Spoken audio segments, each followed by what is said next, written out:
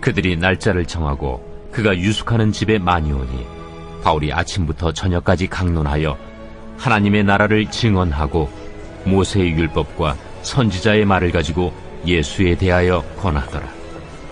그 말을 믿는 사람도 있고 믿지 아니하는 사람도 있어 서로 맞지 아니하여 흩어질 때에 바울이 한 말로 이르되, 성령이 선지자 이사야를 통하여 너희 조상들에게 말씀하신 것이 옳도다.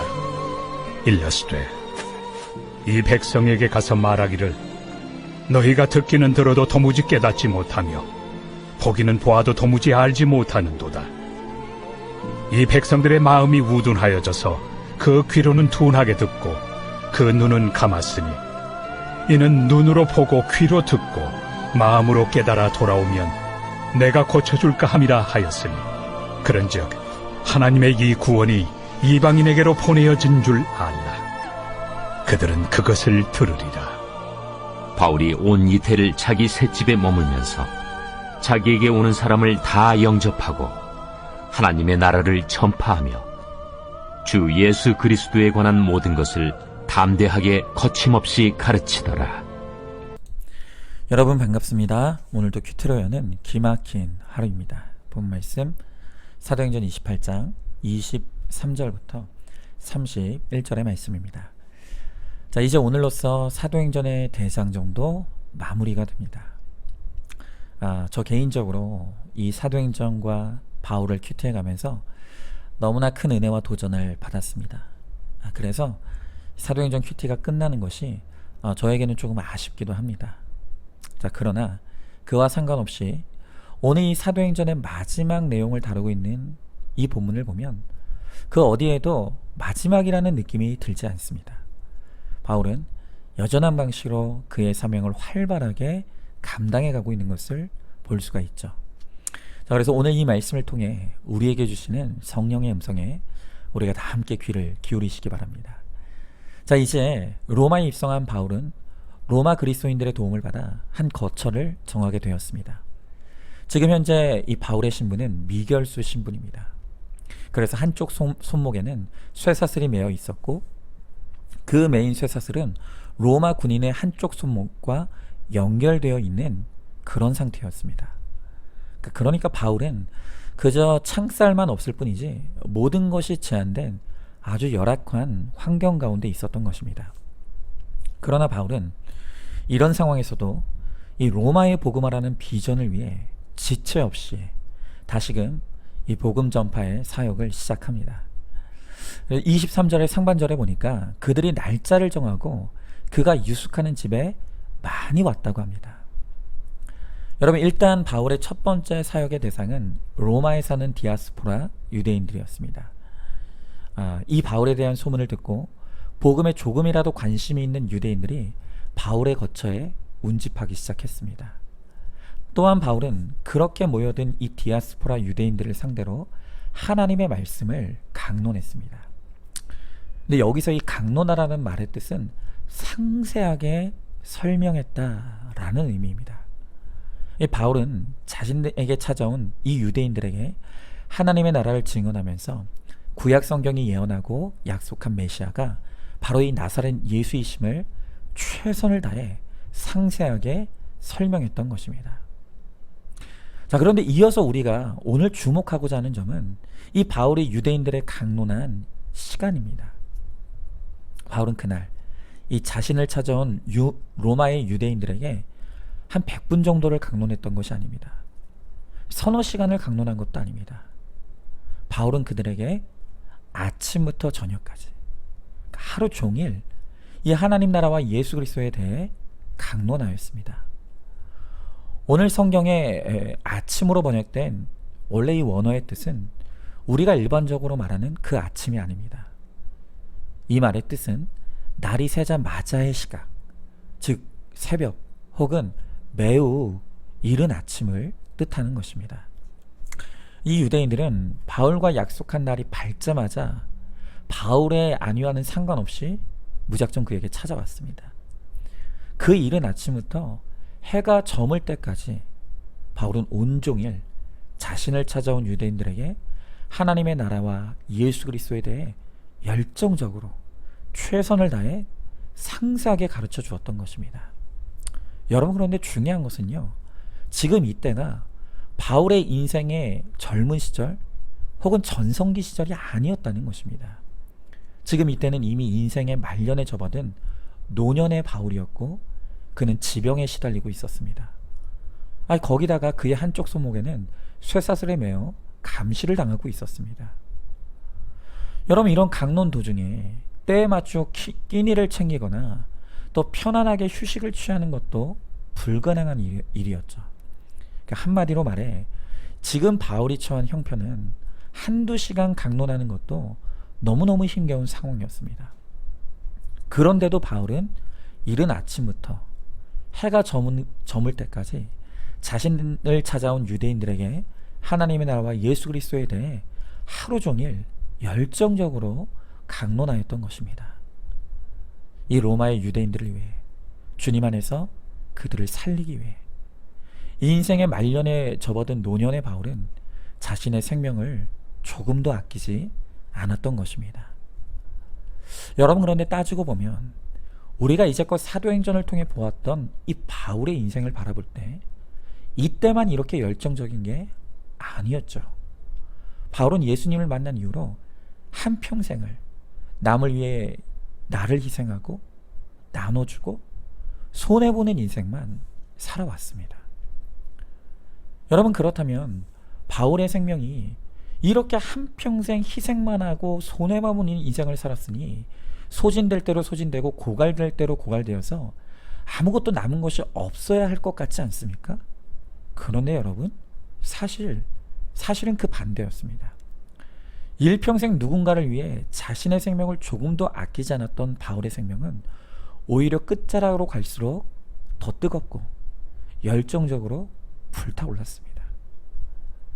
여러분, 이것이 바로 하나님 나라의 생명의 신비이고 역설입니다. 계속 자신을 흘려보내며 다 사람들에게 생수를 내어주는 샘물은 어떤 경우에도 썩지 않습니다. 그러나 꽁꽁 가두어진 웅덩이 물은요, 반드시 썩고 맙니다. 그리고 그 물은 생명수가 아니라 생명이 살 수 없는 독수가 될 뿐입니다. 여러분, 그런데 우리의 영적 생명도 마찬가지입니다. 우리가 자기라는 웅덩이에 갇혀 자기만을 위하는 생명은 반드시 썩기 마련입니다.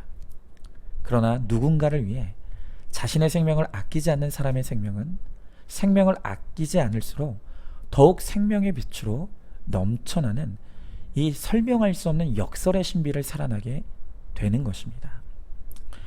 여러분, 코로나 사태가 시작되면서 이 교회 사역에 참 많은 제약이 있게 되었습니다. 그러나 코로나로 인해 새롭게 열려진 사역도 존재합니다. 그것이 바로 온라인 설교 사역이죠. 사실 우리 교회는 코로나가 있기 전에는 주일 설교 외에는요, 온라인으로 일체 설교를 올리지 않았었습니다. 그러나 코로나 사태가 터지면서 현장 예배를 드릴 수 없게 되자 이제 모든 예배를 공개하고 영상으로 제작해서 홈페이지와 유튜브로 제공하게 되었죠.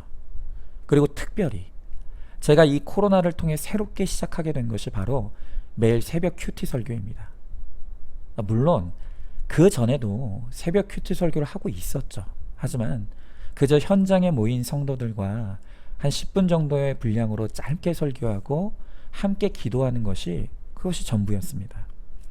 그러나 코로나로 인해 영적 공급이 부족한 상황에서 우리 성도님들에게 어떻게 하면 조금이라도 힘을 드릴까 고민하다가 매일 새벽 설교를 온라인으로 제공하기로 이 마음 먹게 된 것입니다.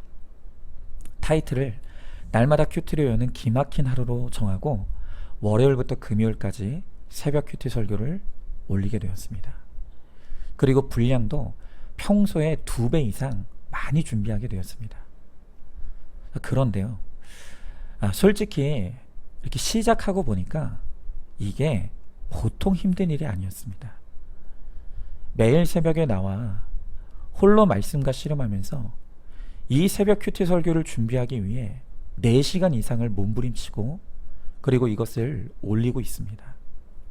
거기에다가 금요기도회와 주일 설교까지 매주 함께 준비하다 보니 이것이 저에게는 보통 일이 아니었습니다. 정말 솔직한 말로 이 새벽 큐티 설교가 저에게 참 힘든 십자가입니다. 그런데 여기에 참 신비로운 역설이 있습니다. 너무너무 힘든 십자가인데, 그런데 이 새벽 큐티를 통해서 가장 큰 은혜와 유익을 얻는 것도 바로 저 자신입니다. 여러분 생각해 보십시오. 사실 제가 누에고치도 아니고 매일마다 설교를 뽑아낸다는 것은 제 인간적인 능력과 지혜로는 불가능한 일입니다. 그래서 저는 매일 큐티를 펼 때마다 저절로 겸손해집니다. 그리고 기도합니다. 하나님, 제가 할 수가 없습니다. 하나님이 주시는 은혜가 필요합니다. 하나님, 오늘도 은혜를 좀 베풀어 주세요. 그렇게 하나님의 말씀을 펴놓고 기도하게 됩니다. 그러면 처음 그날 큐티 본문을 펼 때는 도대체 이 본문 속에서 오늘은 또 뭘 나누나 막막하다가도 1시간, 2시간, 3시간 묵상하다 보면 신기하게도 그날 할 말이 생각나고 또 나눌 것이 생겨납니다. 그리고 이 새벽 큐티 설교가 저의 거룩한 쇠사슬이 되어서 제가 한시도 큐티를 게을리할 수 없도록 만들어주고 있습니다. 오늘 솔직히 고백하는 것이 참 많은데요. 사실 저도 코로나 전에는 컨디션이 안 좋고 피곤할 때는 말씀 대충 보고 끝낼 때도 있었습니다. 그러나 이제는 더 이상 저의 큐티는 저 혼자만의 큐티가 아니라 우리 성도님들과 함께 나눠야 하고 우리 성도님들에게 뭐라도 나눠줘야 하는 큐티가 되었기 때문에 이제는 제가 게으를 수가 없게 된 것입니다. 그래서 비록 이 코로나로 우리의 육체는 제한되어 있지만 저의 영적인 건강은 오히려 코로나 전보다 훨씬 더 강건해진 것을 제가 스스로 느끼고 있습니다. 여러분, 저는 이러한 저의 삶이 너무 감사하고 감격스럽습니다. 사실 제 삶이라는 것은 파도 죄밖에 나올 것이 없는 100% 죄인인 인생인데, 저 같은 사람이 하나님의 은혜에 붙들려 구원을 소망하며 사는 것만 해도 감사할 것밖에 없는데, 하나님은 저같이 무익하고 자격 없는 자에게 이 말씀을 맡기시고 이 말씀을 통해 작은 것이라도 흘려보내고 나눌 수 있는 인생을 살 수 있게 하신 것이, 이것이 너무나 기적 같은 은혜이고 감사할 따름입니다. 여러분, 이왕 말이 나온 김에 한 번 더 부탁드리는 것은 부족한 저를 위해 여러분들 기도 많이 해주시길 부탁드립니다. 지금 이 사역들은 대단한 사역은 아닐 수 있겠지만 그럼에도 불구하고 결코 제 힘과 지혜로는 도저히 감당할 수 없는 일들입니다. 그래서 우리 성도님들의 기도가 절실히 필요합니다.